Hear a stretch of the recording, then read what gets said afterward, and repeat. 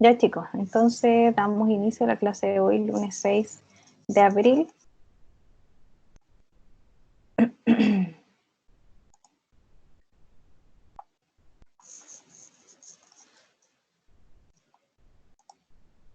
Referente a la clase anterior, es importante, ¿no es cierto?, que mencionemos algunos aspectos a modo de resumen. Nosotros visualizamos, por ejemplo, la evolución, ¿no es cierto?, que han tenido las plantas, la importancia que han tenido estas plantas para nosotros dentro del desarrollo humano, ¿no es cierto?, los diferentes grupos y reinos dentro de los cuales hacemos mención. También hablamos que existen dos grandes grupos de células, que son las procariontes y eucariontes. Principalmente las células procariontes, ¿no es cierto?, son células que corresponden a células con mucho menos evolución, de alguna manera, ¿no es cierto?, mucho más rústicas, primitivas. Sin embargo, las células eucariontes, ¿verdad?, son células que son mucho más complejas y presentan una mayor evolución. Ya la característica que las hace tan distintas una de la otra es principalmente que en la célula procarionta tiene su ADN, ¿no es cierto?, libre dentro de su citoplasma, y una célula eucariota tiene su ADN envuelto, ¿no es cierto?, por una membrana, y este organelo nosotros lo llamamos núcleo dentro de la célula. Eso como principal característica. Dentro del grupo de las células eucariotas tenemos la célula animal y la célula vegetal, y mencionamos frente a esto, ¿no es cierto?, que existen principalmente tres características que las hacen tan diferentes una de la otra. Estas tres características, ¿algunos de ustedes me la pueden mencionar? ¿Cuáles son las tres características ¿Qué tiene pared importantes? celular? ¿Cuál? La vegetal. La vegetal, ¿verdad? Tiene presencia de una pared celular que hace que las células vegetales tengan esta apariencia rígida. ¿Qué más? ¿Cuál fue la pregunta, profe? ¿Cuáles son las tres diferencias que podríamos mencionar entre célula vegetal y célula animal? Mencionamos, ¿no es cierto?, la primera, que es la presencia de una pared celular en lo que son las células vegetales. La procariota es más primitiva, ¿o no? Ya, pero más allá de las procariontes, mencionamos recién, como de resumen, que existen, ¿no es cierto?, procariontes y eucariontes. Las procariontes son mucho más rústicas y presentan un ADN libre en el citoplasma. Después tenemos la célula eucarionte, y la célula eucarionte es una célula mucho más, ¿no es cierto?, evolucionada, y principalmente dentro de su evolución está que su ADN está envuelto en una membrana, ¿no es cierto?, y ese organelo lo llamamos nosotros núcleo. Entonces el ADN está envuelto, no está libre en el citoplasma. Eso es una de las principales características entre eucarionte y procarionte. Pero dentro de las células eucariontes tenemos dos grupos, ¿no es cierto? Dentro de estas células más evolucionadas tenemos dos grupos, que son las células animales y las células vegetales. Estamos hablando de cuáles son las tres grandes diferencias que existen cuando hablamos de células animales y células vegetales. La Un vegetal tiene compañero cloroplasto, ¿no? tienen cloroplastos, principalmente, ¿no es cierto? Dentro del grupo de los plastos tenemos un organelo que está dentro de esa célula vegetal que se llama cloroplasto. ¿Y por qué los animales, las células animales no los tienen? Principalmente porque este organelo, que es un cloroplasto, tiene dentro un fluido verde que se llama clorofila. Por eso vemos que los vegetales son verdes. ¿Y por qué es tan importante este cloroplasto y esta clorofila? Porque hace que además los vegetales sean organismos autótrofos. ¿Qué quiere decir eso? Que generan su propio alimento, su propia energía, ellos pueden, ¿no es cierto?, generarla.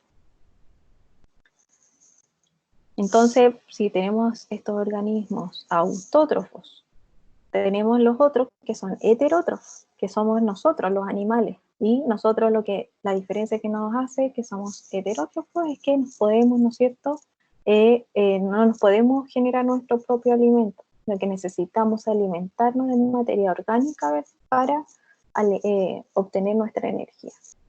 Tenemos entonces dos diferencias entre célula animal y vegetal. La primera, ¿no es cierto?, que mencionó un compañero, que la célula vegetal presenta una pared celular. Esa pared celular nos genera rigidez celular en una célula vegetal. Sin embargo, la célula animal no tiene pared celular y por eso su apariencia generalmente es redondeada. Y la apariencia de una célula vegetal tiende a ser más bien cuadrada, más bien rígida. ¿Qué más? La segunda es que presenta cloroplastos. La célula vegetal, la célula animal no presenta cloroplastos. ¿Y cuál es la tercera gran diferencia que presenta una célula vegetal de una animal? Tiene grandes. ¿Cuánto, Petón? Las vacuolas son más grandes. Las vacuolas, ¿no es cierto? La célula vegetal generalmente presenta una gran vacuola, una. ¿Ya? A diferencia de la célula animal, que presenta muchas vacuolas y estas vacuolas son pequeñitas. ¿Ya? Vamos a ver entonces una fotografía de lo que sería, perdón, atrás, una célula, ¿no es cierto?, de procariota, de una eucariota, y en este caso tenemos células, ¿no es cierto?, como ven acá, células vegetales y células animales. Las animales tienden a ser redondeadas.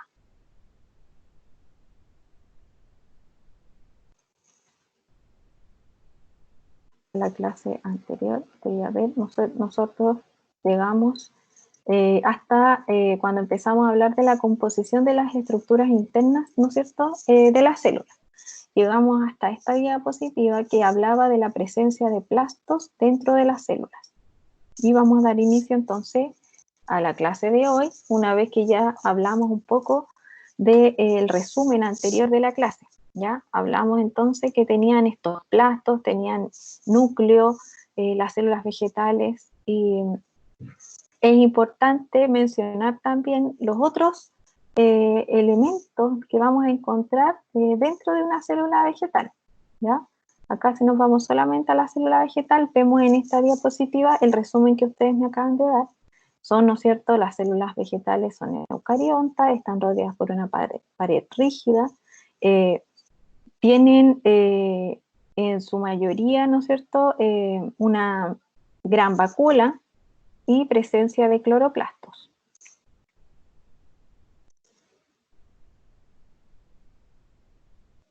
El aparato de Golgi también es una de las estructuras internas que vamos a encontrar cuando nosotros empezamos a observar una célula. Y este aparato de Golgi se trata de un conjunto de sáculos, que en este caso imagínense que fuera una especie como de, ¿cómo explicarlo? Como una especie de doble membrana, ¿ya? O una especie, igual imagínense como una tripa, tal cual, como una tripa, ¿no es cierto?, que va, es una tripa aplanada, que va pegadita una al lado de la otra, ¿no es cierto?, formando una especie de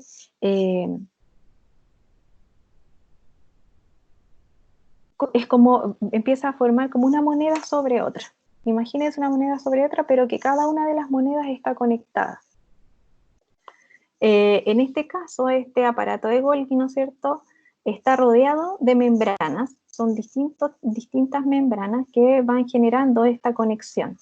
Esto cumple una función muy importante de fabricar proteínas para la actividad celular. El aparato de Golgi está presente en las células animales y en células vegetales, porque recordemos que el aparato de Golgi no es una de las diferencias entre este tipo de células. Se ubica inmediatamente al lado del núcleo. Si nosotros pudiéramos ver esta célula por dentro, veríamos que está inmediatamente pegado al núcleo. ¿Por qué? Porque fíjense que fabrica proteínas, y las proteínas están muy relacionadas con el ADN. ¿Y el ADN dónde está? Dentro del núcleo. Por lo tanto, siempre empezáramos a armar la maquinita, diríamos que la maquinita, ¿no es cierto?, de esta empresa interna que es la célula, comenzaría en el ADN, que está dentro del núcleo. Desde ahí empiezan a salir, ¿no es cierto?, las distintas formaciones y finalmente todo lo que va a fabricar la célula. En este caso, ¿no es cierto?, se encarga de recibir todo lo sintetizado por el retículo endoplasmático. Hay dos retículos endoplasmáticos, lo vamos a ver más adelante. Está uno, que es el retículo endoplasmático rugoso, y el retículo endoplasmático liso.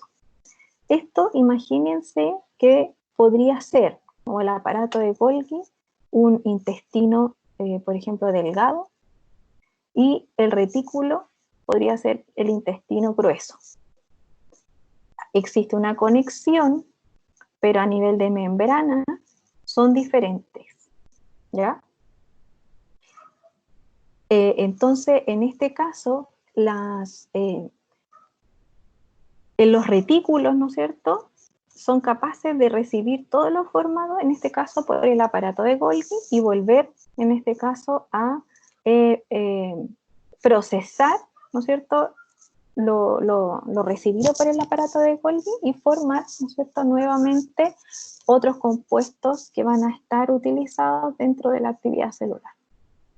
Si vemos cada uno de estos dos retículos endoplasmáticos, ¿no es cierto?, de los cuales hemos hablado, el retículo endoplasmático es un complejo sistema de membrana, igual que el anterior. Si se fijan ustedes, el aparato de Golgi también era un conjunto de membranas. En este caso, el retículo endoplasmático, ¿no es cierto?, tiene también esta forma de sacos aplanados que están interconectados. Vamos a ver unas fotografías más adelante. Tenemos dos retículos endoplasmáticos, el rugoso y el liso. ¿Ya? El rugoso tiene en su superficie de la membrana ribosomas, y por eso se llama retículo endoplasmático rugoso, solo por su apariencia, y por esta superficie llena de ribosomas. Luego tenemos el retículo endoplasmático liso, que está conectado con este retículo endoplasmático rugoso, y este es encargado, ¿no es cierto?, de las funciones del metabolismo de las grasas, de estos lípidos. ¿Se acuerdan? Que los lípidos están dentro del glosario. Entonces es importante que ustedes vayan acá relacionando estos procesos. Entonces, tenemos el ADN. El ADN, ¿no es cierto?, genera de alguna manera proteínas en el aparato de Golgi. Este aparato de Golgi envía las proteínas al retículo endoplasmático, ¿ya?, en donde el retículo endoplasmático se encarga, por esta presencia de ribosomas, de procesar las proteínas, ¿verdad?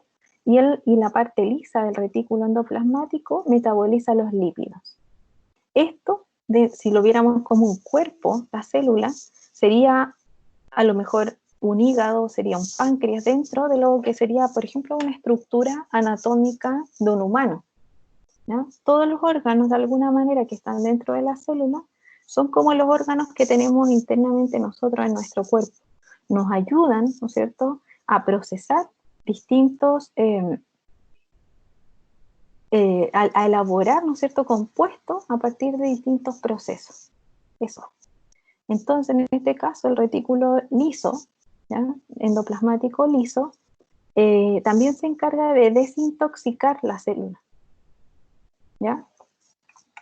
En este caso, el retículo endoplasmático rugoso va a ser importante en la síntesis de proteínas, ¿no es cierto? Y el liso va a ser importante cuando estemos hablando de la síntesis de lípidos y también de la desintoxicación interna de la célula. Otro de los organelos que están presentes dentro de las células, que están los animales y las vegetales, ¿ya?, son las mitocondrias. ¿Ya? Y las mitocondrias yo creo que ustedes las deben recordar en algún momento que tuvieron quizás biología en el colegio, ¿cierto? Les hablan bastante de las mitocondrias porque están presentes en todas las células. Son muy importantes porque ellas son las encargadas de generar energía dentro de la célula, ¿ya? Aquí van a ver, ¿no es cierto?, una sigla que se llama ATP. Esa es la sigla que para nosotros va a ser la energía interna de la célula. Esa ATP, ¿ya? Se llama adenosin trifosfato, es una molécula que se genera dentro de los procesos que elabora la mitocondria, y eso es como una batería celular. Esa célula de ATP se mueve dentro de la célula y lo que hace es ayudar a que los procesos se lleven a cabo. Es algo así como, si uno quisiera, es la benzina, por ejemplo, de un auto. Esa benzina se mueve, ¿no es cierto?, y se utiliza cada vez que la célula necesite, por ejemplo, generar un proceso. Es importante saber que yo les mencioné en la primera clase que hay células que podemos encontrar dentro de otras células. En este caso, la mitocondria es considerada una célula dentro de una célula, principalmente porque tiene su propio ADN. El ADN mitocondrial es bastante importante porque a nosotros nos indica, ¿no es cierto?, muchas veces el origen de cada una de las células. ¿Qué otro organelo presenta ADN, chicos?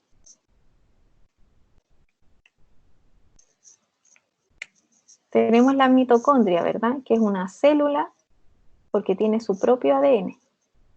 ¿El núcleo? El cloroplasto, el núcleo, tiene su ADN, ¿no es cierto? Y el cloroplasto también es considerado un organelo que tiene su propio ADN. Vamos a verlo más adelante. Esta mitocondria, ¿no es cierto?, es un organelo que está envuelto por dos membranas, ¿ya? Una externa, que es lisa, y otra interna, que lo que tiene son como prolongaciones enrolladas, ¿ya? Formando de alguna manera como unos sáculos dentro, unos sacos envueltos. Y estos se observan como unas crestas dobladas, así como una masa doblada. En ellas, dentro de la célula y dentro de estas membranas, se lleva a cabo la respiración celular. Y este es el proceso en donde se genera este ATP, que es tan importante para la actividad celular. Hemos mencionado los ribosomas. ¿Se acuerdan que los mencionamos en el retículo endoplasmático rugoso? Bueno, esos ribosomas son cuerpos esféricos, son como unas pelotitas, si lo quisieran dibujar, ¿no es cierto?, compuestos por proteínas y ARN. Ese ARN es el que, ¿no es cierto?, se genera dentro del núcleo celular. Ese ARN es una copia del ADN, y lo que hace entonces este ribosoma, en ese caso, es viajar, moverse con esta información genética desde, ¿no es cierto?, la parte interior del núcleo, sale del núcleo, se mueve a través de las membranas de los retículos y es capaz, ¿no es cierto?, de transmitir la información genética que viene dentro del ADN celular. En este caso, pueden estar ubicados dentro del citoplasma, flotando dentro del citoplasma, pueden estar en las mitocondrias y también en el retículo endoplasmático, que en este caso sería rugoso, así como también en algunos cloroplastos, que también podemos encontrar ribosomas dentro, principalmente porque, ¿no es cierto?, los cloroplastos también tienen ADN. Entonces estos ribosomas van a ser así, imagínense como una cápsula en donde existen proteínas y ARN. Este ARN que es la copia del ADN. Entonces, si tiene estas características, su principal fuente, ¿no es cierto?, es sintetizar proteínas a partir de la información del ADN que viene del núcleo de la célula. Y nos aparece este núcleo, ¿no es cierto?, núcleo celular. Este núcleo celular presenta una forma esférica, como lo hemos visto anteriormente, ¿no es cierto?, en los dibujos, pero también puede generar, en algunos casos, formas aplanadas o de óvalo. Como es una célula, ¿no es cierto? De alguna manera, o sea, como es un organelo envuelto en una membrana, puede tomar distintas formas.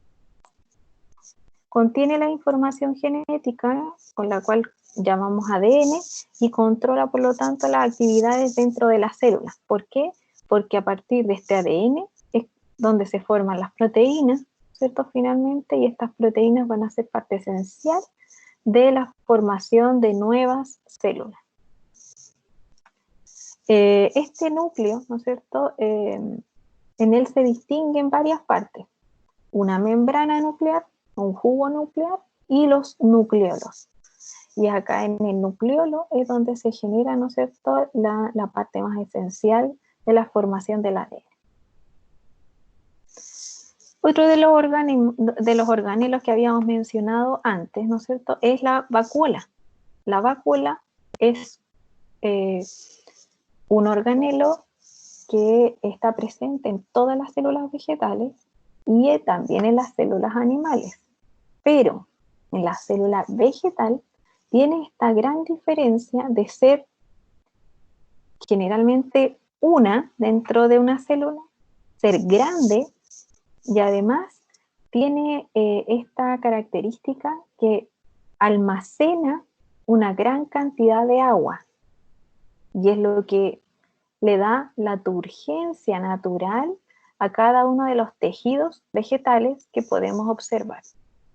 Por ejemplo, una lechuga, cuando ustedes la ven en el suelo bien regada, es una lechuga turgente, que si ustedes cortan una hoja, suena, ¿no es cierto? ¿Por qué? Porque tiene mucha agua. Sin embargo, esa lechuga, si ustedes la cortan, la sacan del suelo, comienza un proceso de deshidratación. Esa lechuga comienza a deshidratarse, a perder agua. ¿Cómo observamos esa pérdida de agua? Principalmente porque la vacuola comienza a perder agua y nos demuestra a nosotros en los tejidos vegetales que esa lechuga comienza a ponerse blandita, a perder, ¿no es cierto?, esa turgencia. ¿Qué es turgente? ¿Alguien quiere preguntar? Turgente es algo como duro, estiradito, así como un globo, por ejemplo, cuando ustedes le echan muy poquito aire, es un globo fofo, blando. Sin embargo, si ustedes empiezan a echarle mucho aire a ese globo, comienza a estar duro, empieza a estar turgente. Su piel está completamente elongada, ¿ya?, y estirada. Eso es una célula turgente. Una célula turgente, entonces, una célula que va a estar dura. Su pared celular está unida completamente a su membrana interna. ¿Se comprende? Sí, profe. ¿Sí? Ya, Sí, súper bien. Cuando ustedes no entiendan a veces algún concepto, pregúntenme y además acompáñense de bibliografía. Empiecen ustedes de repente a armar su propio glosario. Ya van a encontrar que a lo mejor hay palabras que quizás son interesantes de adjuntar al glosario que ustedes hicieron, ¿ya? No se acostumbren a que hagan algo simplemente porque se los pide el profe. Háganlo también por iniciativa personal, ampliar su glosario, por ejemplo. Entonces es importante la vacuola dentro de la célula vegetal porque le da, ¿no es cierto?, esta turgencia interna. Cuando la vacuola está llena de agua, ¿no es cierto?, le da esta sensación de que el globo está completamente inflado adentro. Sin embargo, si la vacuola está sin agua, se achica la vacuola y la célula se pone fofa, se pone blandita. Y eso es lo que uno observa en el tejido vegetal cuando uno observa que una planta está en un proceso de deshidratación.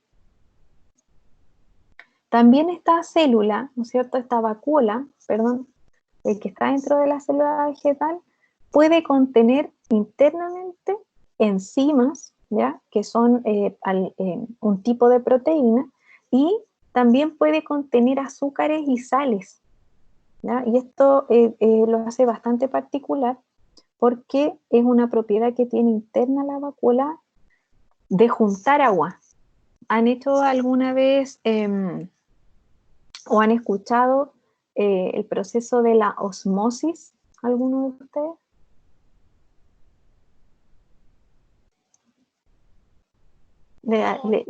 No, ¿Cómo? no es una palabra que hayan escuchado anteriormente, la osmosis. No, profe. No, Ya. no. La osmosis es un proceso en el cual el agua, en este caso, se mueve simplemente desde un lugar a otro, cruza una membrana, ¿ya? Porque al otro lado de la membrana hay una concentración mayor, en este caso de sales. El agua siempre se va a mover de un lugar a otro, va a cruzar una membrana dependiendo de dónde hay más concentración, por ejemplo, de solutos. En este caso, por ejemplo, si la vacuola tiene internamente muchas sales, el agua va a tender a entrar a la vacuola. Por lo tanto, la vacuola es un organelo que de alguna manera, producto de lo que tiene internamente, de los solutos que tiene internamente, hace que el agua entre y salga también, por osmosis natural. Lo vamos a ver más adelante de todas maneras porque es un proceso que tenemos que explicarlo mejor, de manera más bien didáctica, ya hacer ojalá una prueba cuando nos podamos ver en el laboratorio en donde ustedes puedan verlo, y los que puedan ver, también que tengan más iniciativa quizás, pueden ver algún video en internet y visualizar cómo se ve la osmosis, ¿ya? Osmosis. En este caso la vacuola no tiene una forma definida, principalmente porque es un cuerpo membranoso. Recuerden que la membrana no genera una forma definida, sino que puede tomar, ¿no es cierto?, la forma que quiera.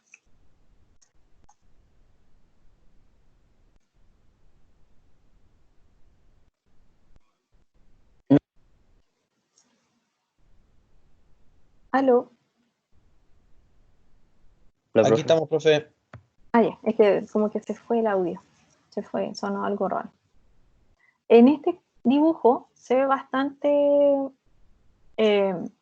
claro la presencia de los organelos que son comunes y los que no son comunes. Principalmente, fíjense bien, si empezamos viendo el centro, la descripción del centro, tenemos por un lado la célula animal y por un lado la célula vegetal, ¿verdad?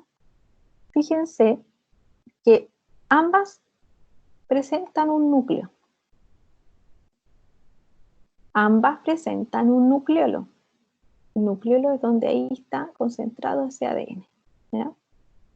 ¿Qué tenía más el núcleo? Tenía, ¿no es cierto?, un jugo nuclear, ¿no?, que es lo que está ahí, es como el citoplasma de alguna manera del núcleo. ¿Qué más tenía la célula? Tenía un retículo endoplasmático rugoso. ¿Y dónde estaba el retículo endoplasmático rugoso?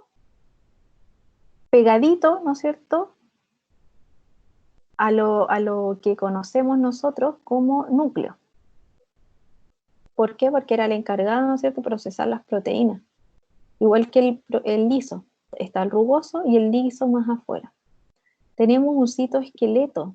Ese citoesqueleto es el que está dando orden, ¿no es cierto?, a los organelos en el citoplasma.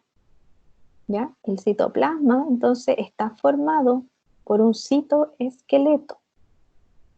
Tenemos también una membrana plasmática. Recuerden que ambas células presentan una membrana plasmática.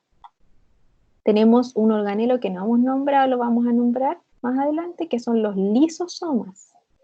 Tenemos organelos llamados complejo de Golgi o aparato de Golgi, ¿ya?, que este también está dentro de cada una de las células formando estos sáculos, ¿no es cierto? Está súper cerca también del núcleo. Tenemos a las mitocondrias, fíjense, este cuerpo membranoso interno que genera estos sáculos. A esto se le llaman sáculos, ¿ya? Esta pared, este organelo que tiene doble membrana. La membrana interna es la que se presenta doblada. Tenemos el citoplasma, ¿verdad?, lo que habíamos mencionado anteriormente. Tenemos peroxisomas, que también son organelos que vamos a ir mencionando más adelante y viendo las funciones de cada uno. Y tenemos finalmente ribosomas. Los ribosomas, ¿no es cierto?, que están pegaditos en este caso a el retículo endoplasmático, ¿ya? Pero recuerden que también pueden estar dentro del citoplasma, ¿no es cierto?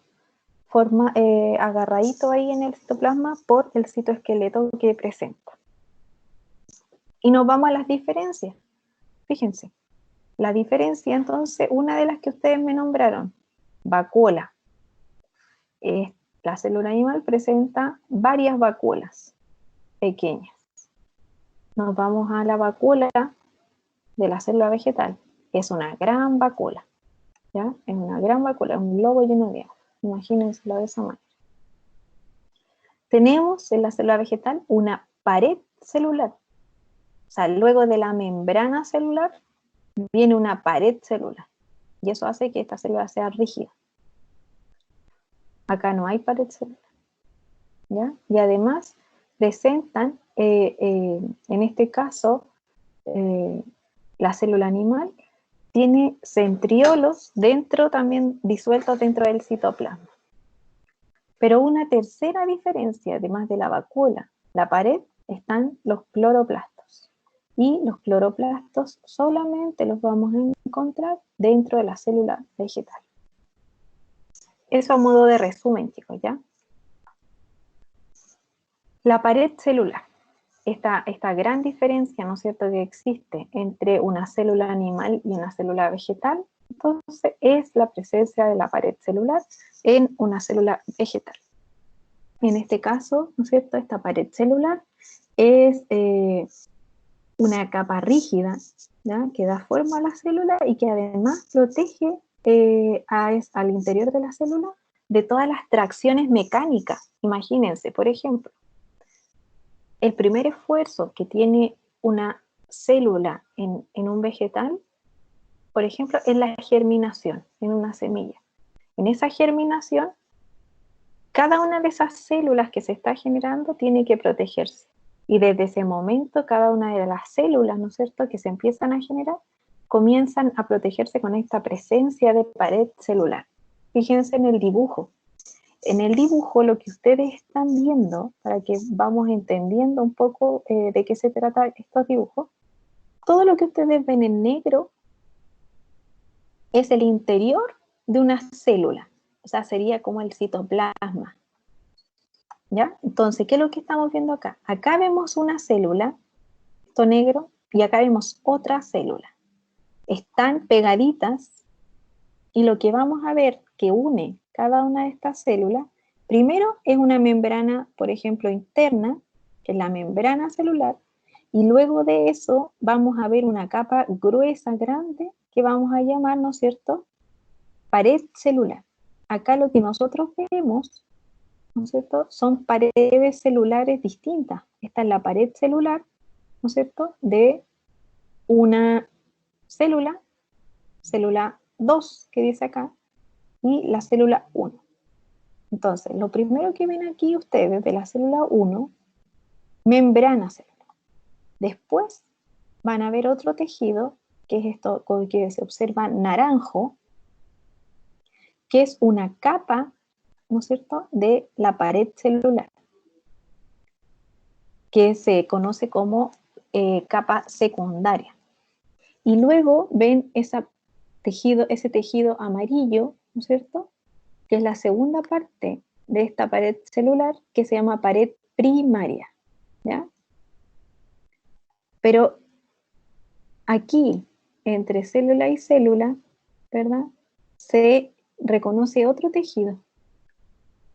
Y esto se conoce como lamela media, ¿ya? Esto solamente viendo el dibujo. ¿Por qué? Porque más adelante vamos a empezar a hablar de estos tejidos. Entonces, si uno ve la célula desde adentro hacia afuera, tenemos lo negro en citoplasma. Aquí van a ver, ¿no es cierto?, flotando todos los distintos organelos que hemos hablado anteriormente. Esta célula tiene un globo interno, que ese tejido sería la membrana celular. Después, si vamos más hacia afuera, presenta esta capa rígida, ¿no es cierto?, que se llama este primer tejido que forma la capa rígida de la pared celular, la vamos a llamar pared secundaria, y la que da más hacia afuera que vamos a llamar pared primaria. Pero las paredes primarias de cada una de las células, de esta célula 1 y la célula 2, no están pegadas. Existe un tejido delgado y fino que las separa, cada una de esas células. Y a ese tejido le llamamos lamela media. ¿Se comprende el dibujo? Profe, ¿qué es lo negro?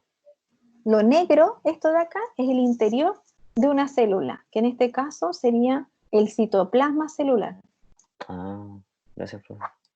¿Ya? Entonces acá, por ejemplo, si no viéramos esto negro, podríamos ver que en esta célula vegetal 1, que dice acá abajo, podríamos encontrar las mitocondrias de esta célula. La mitocondria, ¿no es cierto? Los cloroplastos, quizás está la gran vacuola, acá a este lado. Entonces, para cruzar a la otra célula, nosotros tendríamos que cruzar la membrana, la pared secundaria, la pared primaria, la lamela media, la pared primaria de la célula 2, la pared secundaria de la célula 2 y la membrana de la célula 2. Y cruzaríamos y nadaríamos aquí en el citoplasma de la célula 2. Espero se comprenda, porque de esta manera es un poco, quizá un poco más difícil poder mostrarles el dibujo. Entonces esta capa celular está unida, ¿no es cierto?, a la pared de las otras células vecinas, ¿no es cierto?, por esta lamela media, ¿ya? Lo principal de esta pared celular, tal como dice ahí, es que tiene una función estructural, ¿ya? Es muy importante por eso. Hay una estructura que es muy importante dentro de la conformación de la pared celular, y es esta estructura llamada plasmodesmo, ¿ya? El plasmodesmo, lo que es, para que ustedes se imaginen, es una conexión entre las células. Por ejemplo, esta célula está conectada por esta célula a través de una especie como de conducto. Imagínense que hay una cañería delgadita aquí entre una y otra célula. A ese conducto que existe entre una y otra célula, nosotros le vamos a llamar plasmodesmo. Profe, ¿y eso sale de la nada? Eso, ¿saben lo que es? Esto es una prolongación de la membrana celular. A ver, me fui a la otra. Es una prolongación de la membrana celular. ¿Qué quiere decir esto? La membrana es como un tejido que forma un globo por dentro, ¿no es cierto? Pero la membrana no es un tejido continuo. Tiene cortes. Y cada uno de los cortes lo que hace son conductos microscópicos, ¿no? Lo que hace es que esta membrana, en vez de seguir derecho para allá, se desvía y hace un conducto hacia allá. Y se conecta con la otra membrana. Con la membrana de la pared, ¿no es cierto? O sea, con la membrana de la célula 2. Entonces, lo que es el plasmodesmo es una conducción de membrana a membrana. ¿Ya? Son como unos poros que se generan entre célula y célula.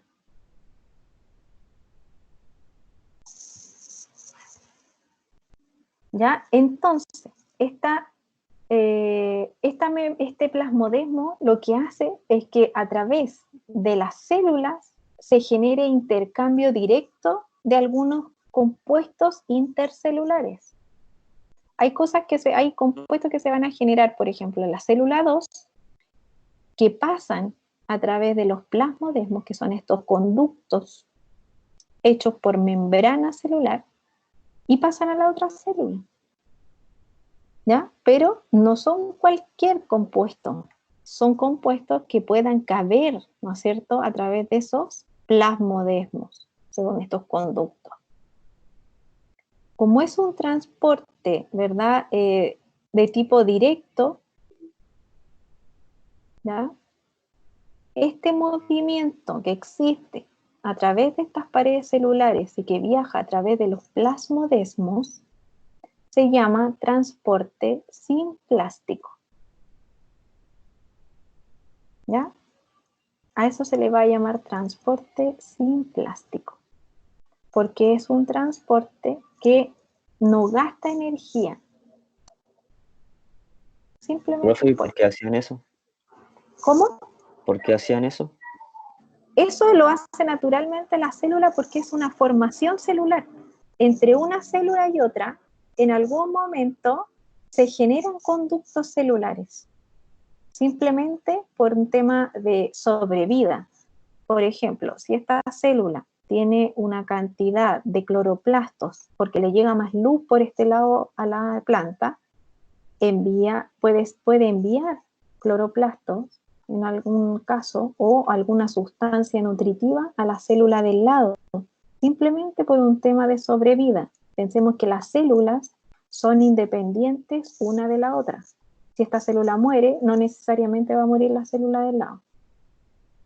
¿Ya? Es por eso, son individuos diferentes cada uno, que a través de los plasmodesmos que se van generando a medida que la planta, ¿no es cierto?, va generando nuevas células, es un tema más que nada de sobrevivencia y se van generando plasmodesmos a medida que, ¿no es cierto?, se van generando células alrededor.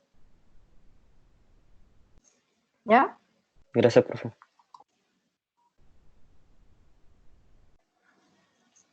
Otro organelo que hemos ido mencionando, ¿no es cierto?, anteriormente es esta mitocondria. Fíjense cómo es el dibujo, qué es lo que podemos encontrar dentro, ¿ya?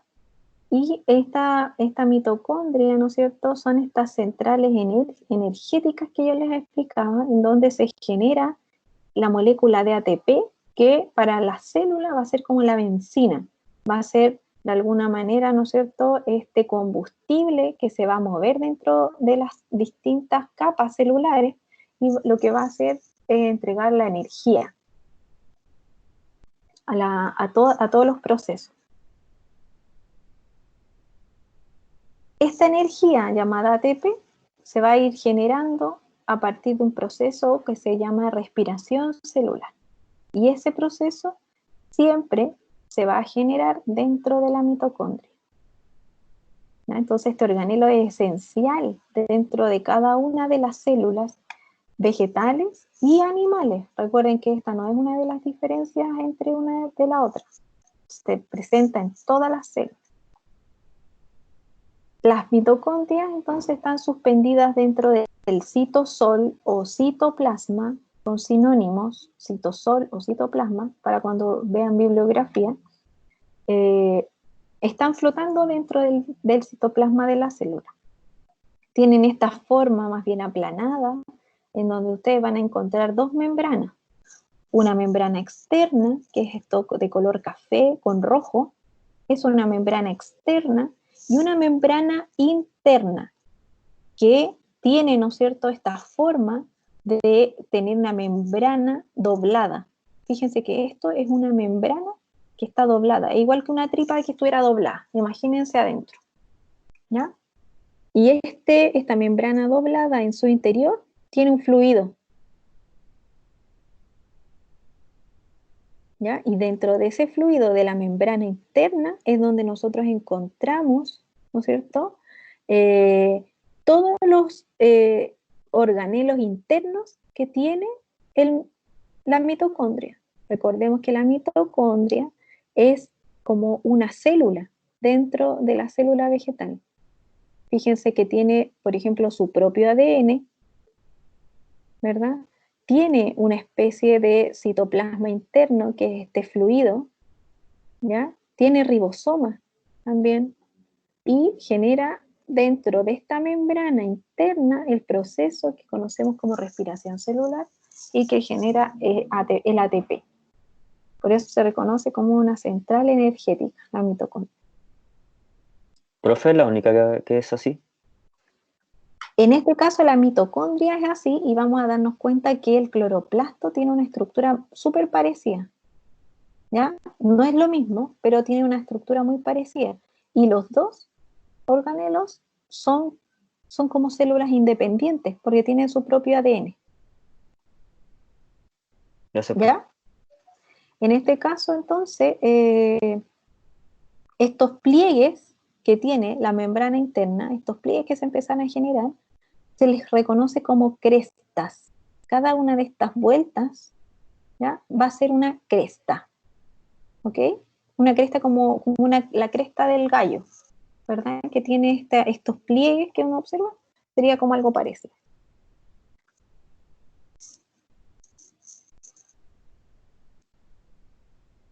La función principal entonces que tiene la mitocondria es suministrar de esta molécula llamada ATP, adenosín trifosfato o trifosfato de adenosina, dependiendo de las traducciones, producir esta molécula de ATP, ¿no es cierto?, que va a ser esta cápsula energética dentro de la célula. Al proceso, como mencionaba anteriormente, de producir este ATP, ¿no es cierto?, le llama respiración celular y se genera a partir de todos los azúcares que va generando el proceso de fotosíntesis. Recuerdan que la célula vegetal es una célula de tipo autótrofa que genera su propio alimento. ¿A partir de qué? Del cloroplasto. El cloroplasto, ¿no es cierto?, genera energía a través de la fotosíntesis y va a ser un proceso que la planta va a tener en relación con la mitocondria. ¿Profe, una consulta? ¿Sí? ¿Autópotra dijo? Autótrofa. Autótrofa. Autrótrofa. Auto, como auto, de autovalente, autótrofa.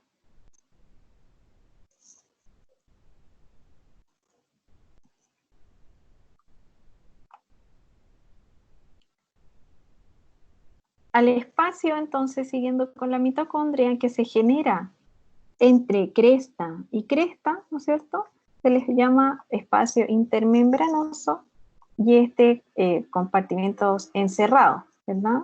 A este como citoplasma que se genera dentro se le llama matriz mitocondrial, ¿ya? Y esta matriz es lo que contiene el ADN y es donde se van a producir todos los procesos de respiración celular.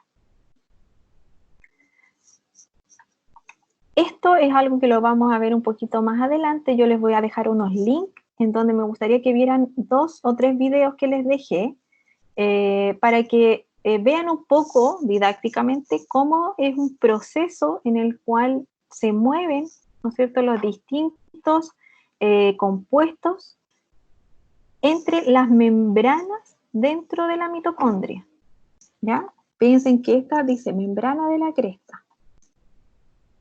¿Cuál es la cresta?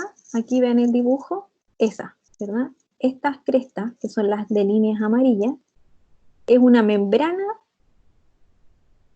que envuelve lo celeste, que es, ¿no es cierto?, en la matriz mitocondrial. Entonces, esta membrana que uno observa amarilla es la que se ve en este caso, que dice membrana cresta.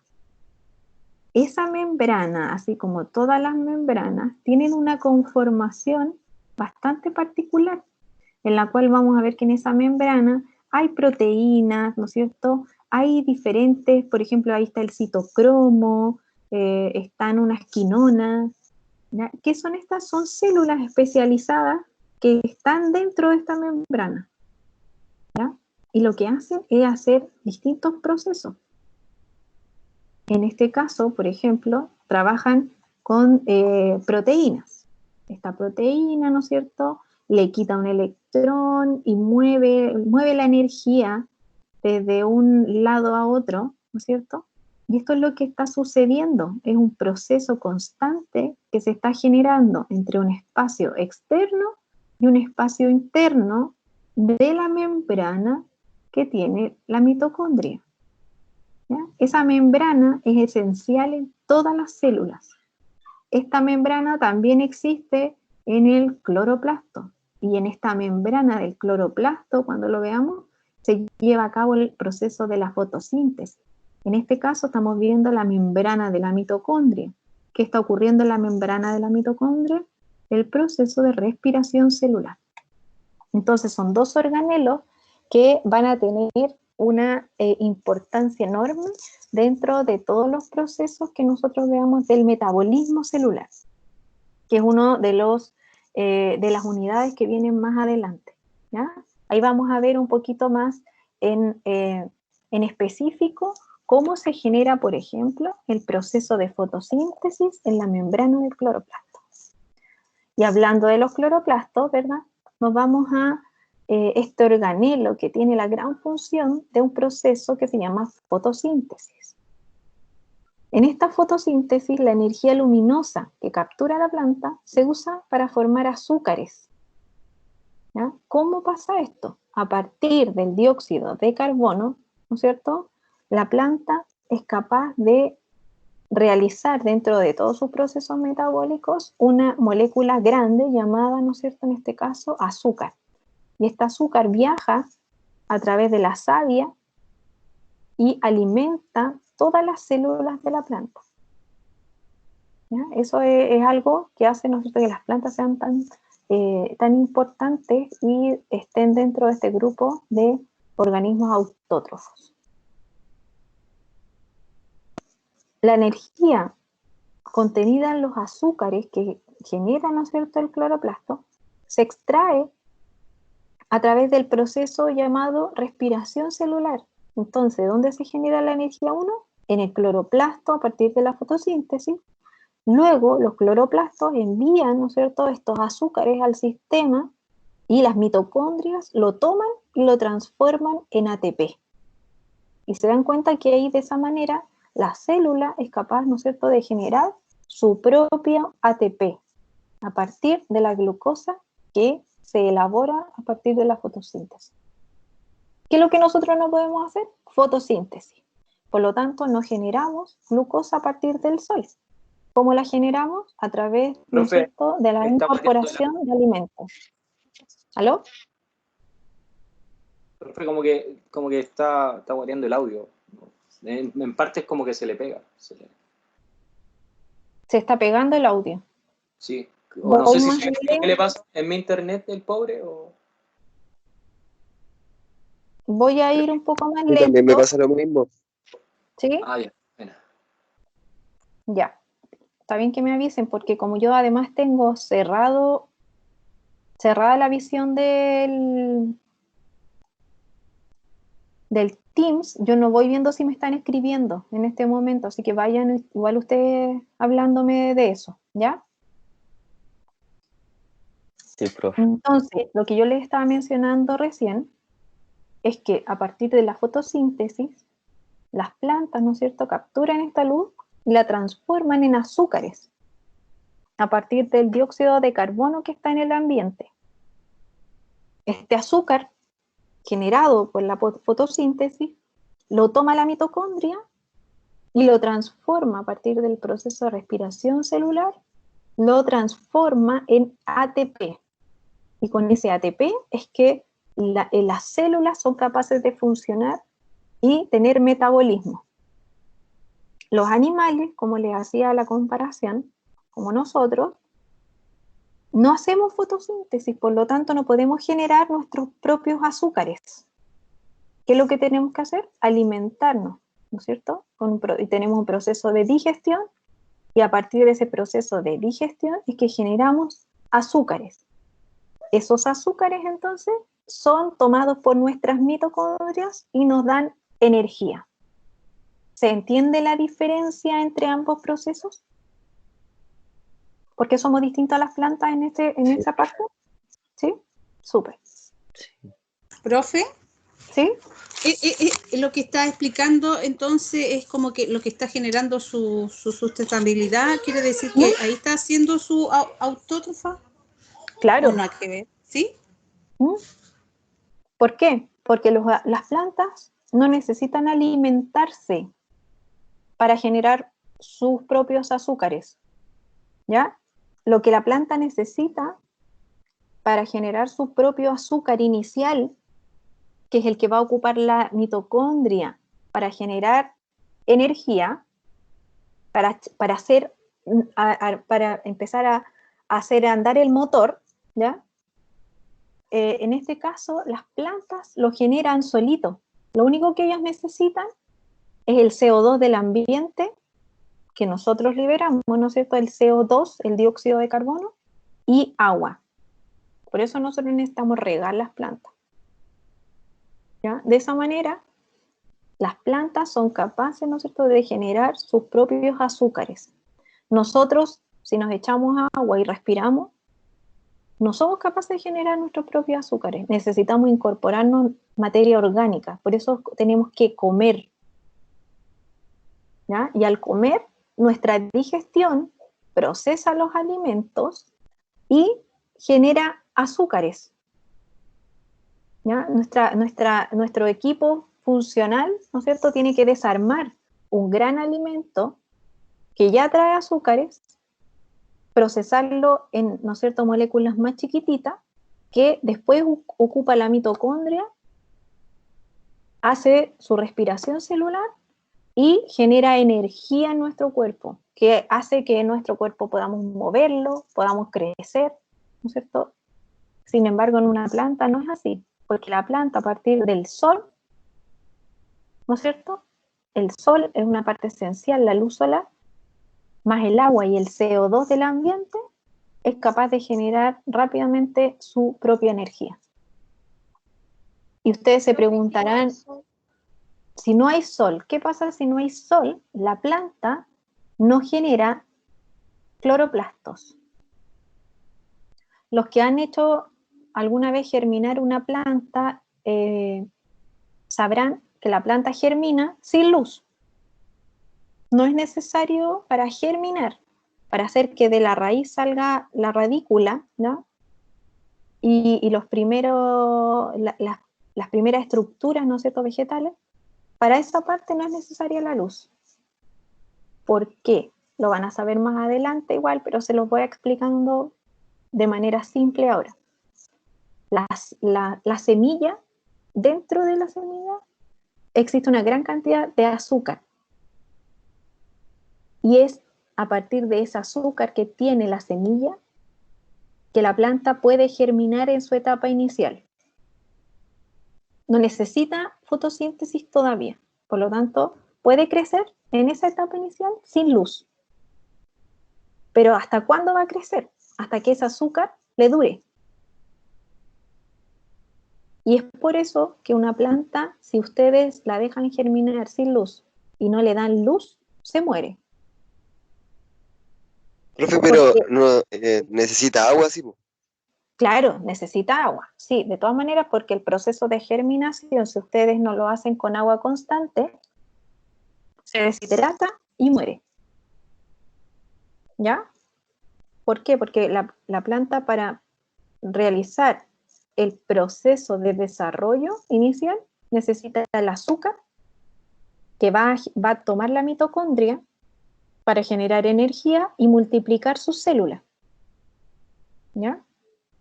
Pero en ese proceso de multiplicar sus células necesita el agua, sí o sí. ¿Sí? ¿Y ese azúcar que tienen las plantas es igual al azúcar por ejemplo? O me gusta hacer como experimento. Si yo pongo un pedacito de una ramita, ¿se acuerda que usted dijo que habían unas ramitas que tenían células y que podían tirar raíces? Sí. Entendí yo. Si yo pongo una ramita en un vasito con azúcar, ¿me tira raíces? Le va a dar raíces, pero no tanto, ojo, no tanto por el azúcar que tenga el agua. Te va a dar raíces aunque no tenga azúcar.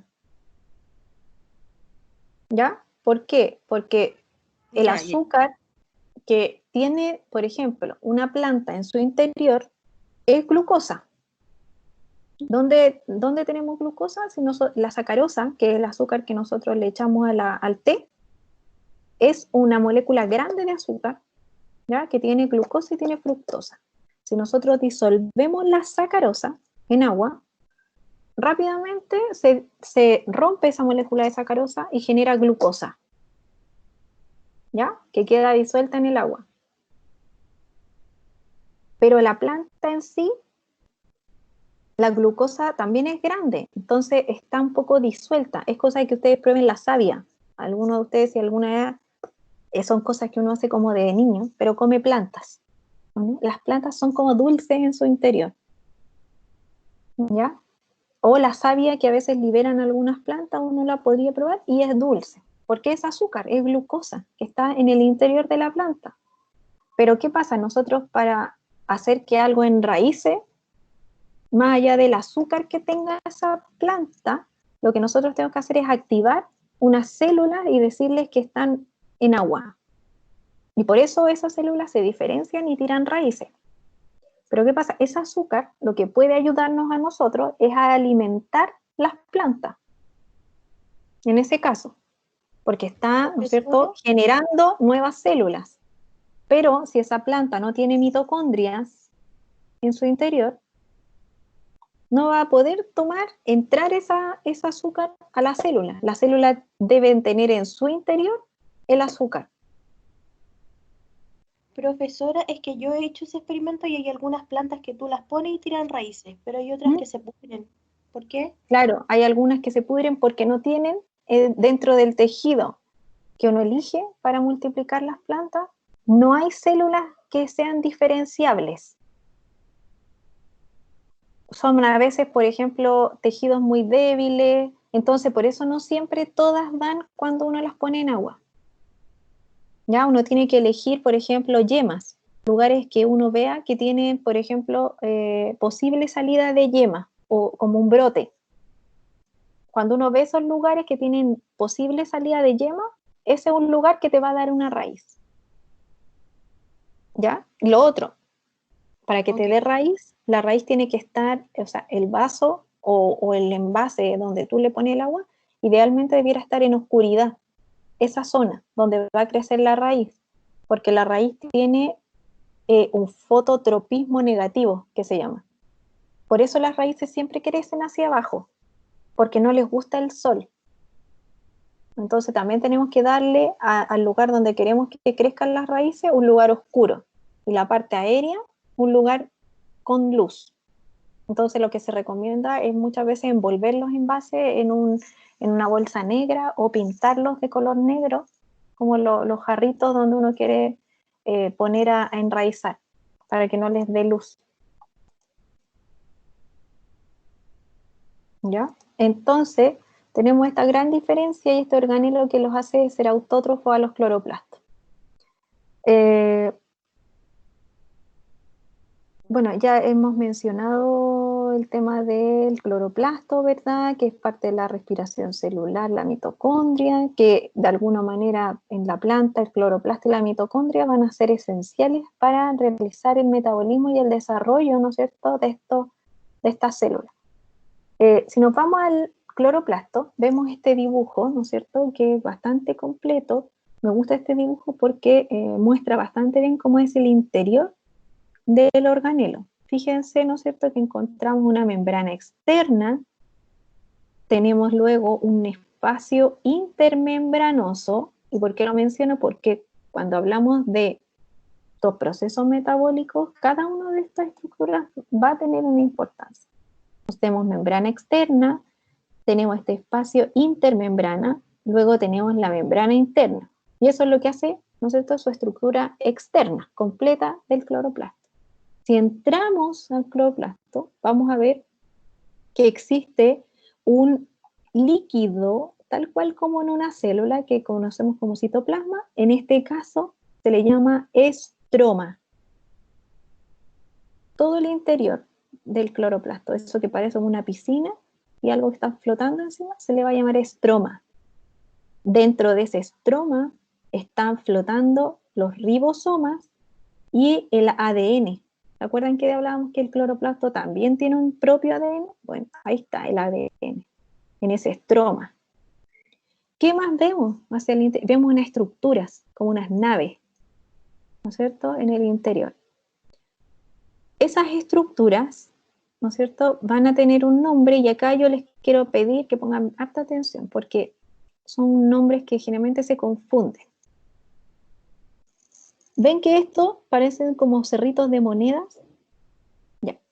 Todo el lote completo del cerrito de monedas se llaman granas, como está mencionado. Entonces, las granas son, ¿no es cierto?, un conjunto de moneditas, todo armando ese cerro.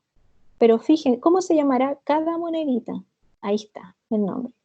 Cada monedita se llama tilacoide. Por lo tanto, una grana es un conjunto de tilacoides. ¿Ya? Pero fíjense que acá en el dibujo se hace mención al interior del tilacoide. Y el interior del tilacoide, el espacio que existe dentro, se llama lumen. Y es acá, entre el lumen y la membrana del tilacoide, donde ocurre el proceso de la fotosíntesis. Es aquí el lugar, ¿no es cierto?, más mágico dentro de lo que es el proceso de la fotosíntesis. Aquí ocurre, en este lugar. ¿Ya? Todo esto lo vamos a ver, el proceso, cómo ocurre acá, que es bastante complejo todo este proceso, lo vamos a ver un poquito más adelante. Por ahora estamos reconociendo al organelo. Profe, si yo quiero buscarlo para glosario, esa palabra lumen o tilacoide, ¿Sí? no me ¿Sí? va a salir, por ejemplo, dos significados que que no tenga nada que ver con el... Porque, por ejemplo, yo buscaba... ¿Cómo? ¿Perdón? Es difícil que te salga otro concepto. Ya, gracias. Sí, no, porque hay algunos conceptos que, por ejemplo, tienen una definición para la construcción y otro para no sé, por la fisiología humana, por ejemplo. Sí, porque me salían en uno de los glosarios, me salían como dos conceptos, y yo me guié así por la lógica nomás, porque decía en biología, y en otro salían, no sé por cómo dice usted, en construcción. Sí, entonces... sí. Sí, no, eso les va a pasar muchas veces. Entonces ustedes cuando hagan su glosario, por eso yo les hablo siempre de un glosario técnico, porque ustedes tienen que irse por, ¿no es cierto?, la definición que da lo técnico que ustedes están buscando. ¿Ok? Entonces, en este caso, estos cloroplastos, como dice ahí, tienen membrana, ¿no es cierto?, un espacio intermembrana. Tienen dentro los tilacoides y tienen las granas, ¿no es cierto?, que son estos conjuntos de tilacoides. Y vamos a ver que, como yo les comentaba recién, dentro del tilacoide, en la membrana del tilacoide es donde ocurre la fotosíntesis. Y es acá también donde vamos a encontrar este compuesto que se llama clorofila. ¿Y qué es la clorofila? Es este pigmento de color verde que le da el color a todas las plantas. ¿Ya?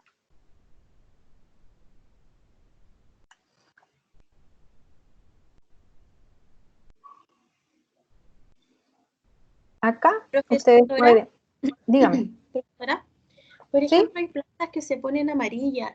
¿Eso quiere decir que tuvo un mal proceso de fotosíntesis o también es por falta de nutrientes del suelo y esas cosas? Mira, el color amarillo en las plantas puede ser por varias razones. ¿Ya? Lo vamos a ver también más adelante, que es por un tema también nutricional. ¿Por qué? Si nos vamos a la materia prima del color verde, es la clorofila. ¿Ya? Eso es lo que le da el color verde. Pero además la clorofila, dentro de su molécula, está compuesta por otros minerales. ¿Ya? En este caso, tiene un magnesio en el centro. Entonces, por ejemplo, si a la planta le falta magnesio, no puede formar clorofila. Por lo tanto, se volverá amarilla, se empieza a poner amarilla. Si la planta en general no está generando clorofila de manera equilibrada, los tejidos comienzan a ponerse amarillos. ¿Ya? Una planta, por ejemplo, que crece en la sombra, no recibe mucha luz. Entonces tú le estás dando una señal a la planta que tiene que generar más clorofila, porque finalmente la clorofila es el receptor de la luz. Entonces, una planta que crece en la sombra no tiene el mismo color que una planta que crece a plena luz y con una gran cantidad de horas de luz en el día. ¿Ya? ¿De qué color son las plantas, por ejemplo, en el sur, en una selva tipo valdiviana? Los que conocen el sur me pueden a lo mejor dar cómo son los colores de esas hojas. ¿Son colores claros o colores oscuros? ¿Verdes claros o verdes oscuros? Verde oscuro, profe. Verde oscuro, ¿no es cierto? ¿Por qué son verde oscuro? Principalmente porque esas plantas reciben pocas horas de luz, porque generalmente como son bosque, ¿no es cierto?, están tan tapados, son tan frondosos, que la luz que les está llegando generalmente a las plantas es menos. Entonces la señal de esa planta para sobrevivir es generar muchos cloroplastos, mucha clorofila, perdón. ¿Por qué? Porque la clorofila es el receptor de la luz, es como nuestro panel fotovoltaico. Entonces, y para generar más energía, esa planta necesita tener muchos paneles, mucho. Entonces va a tender a generar mucha clorofila, se va a poner muy verde. Ahí no hay un tema con la nutrición, es un tema de la necesidad de recibir luz. Entonces, por eso les digo que los colores muchas veces de la planta van a ser variables. ¿Ya? También tenemos plantas que no son verdes y son, por ejemplo, rojas o anaranjadas. Eso es porque los plastos que tienen esas plantas generan pigmentos de otros colores. ¿Ya? En ese caso, esos pigmentos también van a ser receptores de luz, pero bajo otras ondas de luz. ¿Ya? Nosotros sabemos que, por ejemplo, tenemos distintas ondas de luz. Lo vamos a ver esto más adelante, no nos compliquemos mucho, pero para que me gusta que pregunten porque quedan como con ganas de saber más después. Con las ondas de luz que existen distintas, por ejemplo, tenemos ondas microondas, ¿no es cierto? Las microondas, tenemos rayos X, tenemos rayos UV. Todas esas ondas solares entregan luz, pero a distintas calidades. Por lo tanto, bajo esas condiciones, la planta va a intentar aprovechar muchas de estas ondas que están llegando de luz, pero con distintos receptores.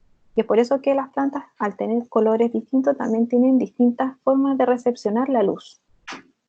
¿Ya? Entonces, cuando una planta se pone amarilla, puede ser porque está generando poco cloroplasto, o sea, poca clorofila, porque quizás está recibiendo una mala nutrición, ¿ya? Entonces, su molécula no se está generando, la molécula de la clorofila no se está generando de manera apropiada, pero también una planta que se pone amarilla muchas veces es porque está recibiendo mucha luz, y hay que tener mucho cuidado con eso. ¿Cómo podemos observar? Generalmente una planta que empieza a ponerse de color verde clarita primero, como a poner su color muy verde, así como que tuvieran los tejidos así muy nuevos, muy verdecitas claritas, quiere decir que esa planta está recibiendo mucha luz.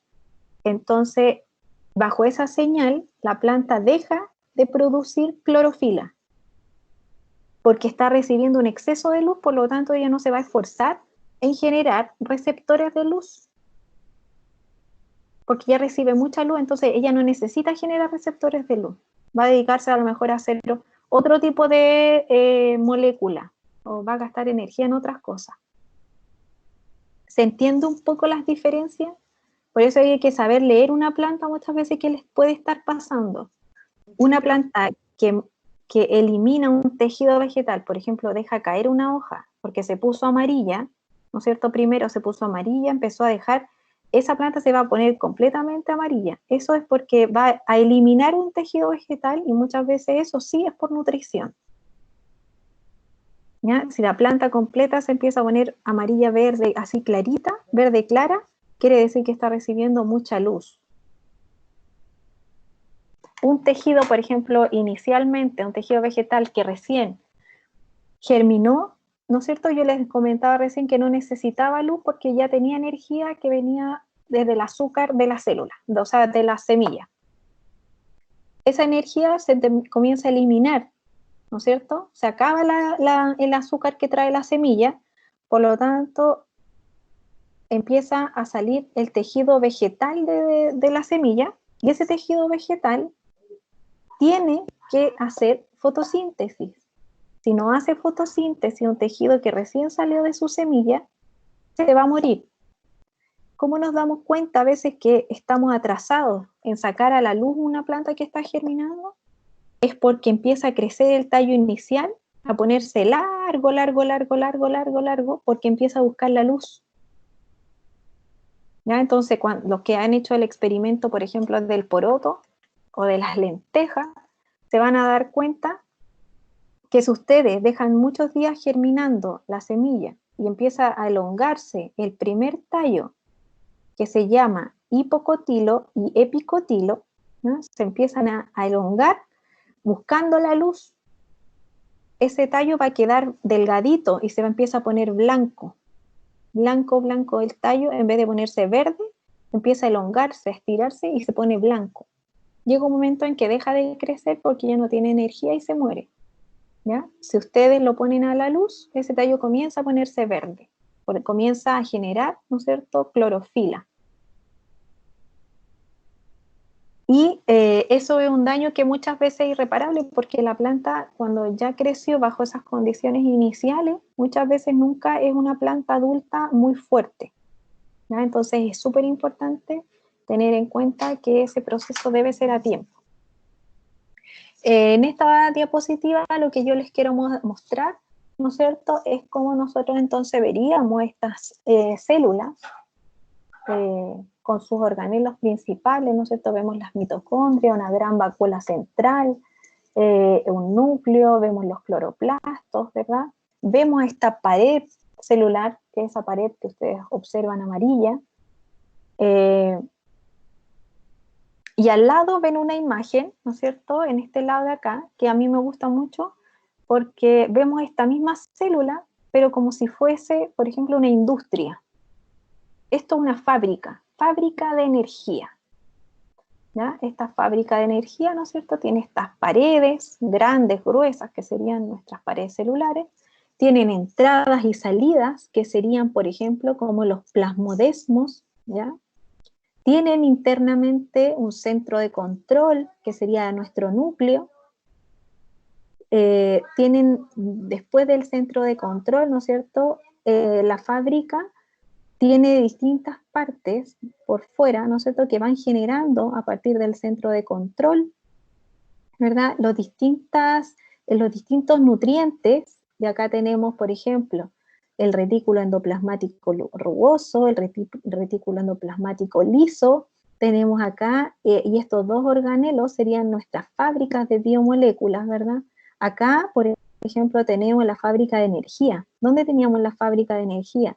En la mitocondria, ¿verdad? Entonces, en la mitocondria entra azúcar, ¿verdad?, y sale ATP. Ese ATP, ¿no es cierto?, es capaz, ¿no es cierto?, de generar todo el movimiento interno celular.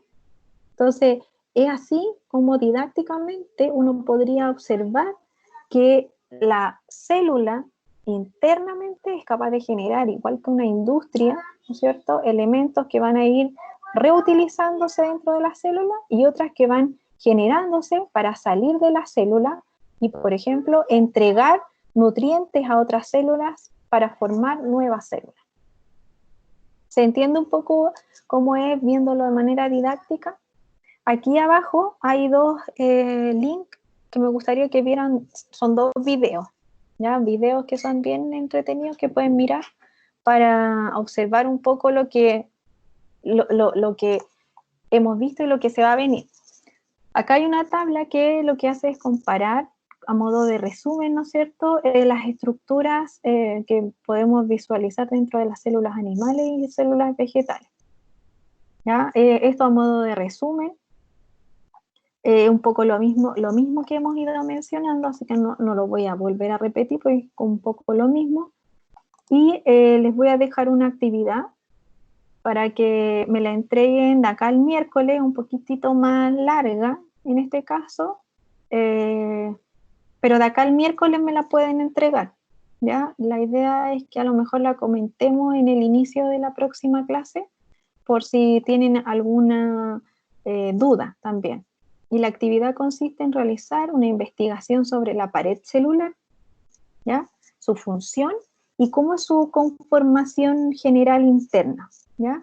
Dentro de eso me gustaría que indicaran las 3 capas principales que van a estar mencionadas cuando hablamos de una pared celular, ¿ya? Describa qué significan los compuestos los conceptos de vía simplástica y vía apoplástica, ¿ya? Esta es la 2. Son 2 actividades, ¿ya? En este caso vamos a ponerle 1 para que se entienda mejor. Y 2, ¿ya? Son 2 actividades. Una, primero es realizar esta investigación sobre la pared celular. Y la 2 es describir qué significan los conceptos de vía simplástica, ¿ya? Y vía apoplástica. ¿Ya? Investiguen de qué se trata y hacen una pequeña descripción con lo que hayan encontrado de información. La tarea debe ser enviada, ¿no es cierto? Esto lo voy a cambiar acá para darles un poco más tiempo, al 8 de abril. La tarea debe ser enviada a mi correo, al mismo que me enviaron la tarea anterior, antes de las 22 horas del 8 de abril. ¿Ya? Entonces, ¿por qué antes de las 22 horas? Porque si existe alguna duda dentro de la clase del día miércoles, podemos aclarar algunas dudas y me lo entregan dentro de la jornada de ese mismo día. ¿Ya? No quiere decir que me la entreguen dentro del horario de clase, sino que dentro del día. ¿Ya? Y para el formato de entrega, consideren las correcciones, ¿no es cierto?, de las cuales hemos ido hablando y de las que yo les he hecho llegar al correo de vuelta. ¿Ya? Les dejo también ahí unas bibliografías recomendadas con las cuales yo también trabajé para hacerles las clases. ¿Ya? ¿Tienen alguna duda más, chicos? Damos, entonces, la clase va a quedar bastante larga, de 1 hora 40, ya no sé si están todos conectados. Disculpen que me demore tanto a veces, porque igual, si bien es bueno que la clase sea larga porque podemos conversar harto, después para verla de nuevo, también es una clase bastante larga de escuchar. Así que, miren, por ahora voy a dar término a la grabación, ya nos despedimos de la grabación y quedo yo conectada de igual manera para que me hagan distintas consultas, ¿ya? Muchas gracias. Gracias, profe.